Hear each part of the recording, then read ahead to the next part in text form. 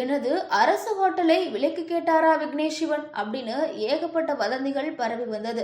அதற்கெல்லாம் முற்றுப்புள்ளி வைக்கக்கூடிய விதமாக அவரே தன்னோட இன்ஸ்டாகிராம் பேஜ்ல பதிவு ஒன்றை வெளியிட்டிருக்காரு. அதாவது 2012 அப்போ நடிகர் சிம்புவை வைத்து வெளியான போடா போடி திரைப்படத்தை இயக்கி தமிழ் சினிமாவில் இயக்குனராக அறிமுகமானவர் தான் விக்னேஷ் சிவன்.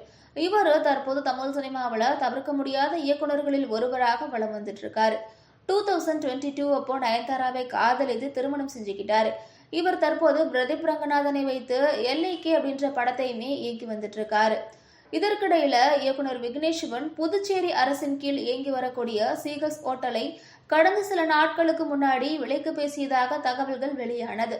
இது தொடர்பாக செய்திகள் இணையத்துல வேற லெவலா வைரலானது அப்படின்னே சொல்லலாம். இதற்கிடையே இந்த விவகாரம் தொடர்பாக இயக்குனர் விக்னேஷ் சிவன் இன்ஸ்டாகிராம் பக்கத்துல பதிவு ஒன்று வெளியிட்டிருக்காரு.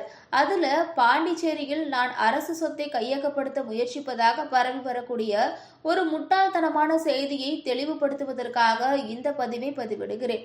என்னுடைய லவ் இன்சூரன்ஸ் கம்பெனி படத்தின் படப்பிடிப்பிற்காக பாண்டிச்சேரியில் இருக்கக்கூடிய விமான நிலையத்தை பார்க்க போயிருந்தேன். அதற்கு அனுமதி பெற மரியாதை நிமித்தமாக முதலமைச்சர் மற்றும் சுற்றுலாத்துறை அமைச்சர் ஆகியோர்களை சந்திக்க வேண்டியிருந்தது.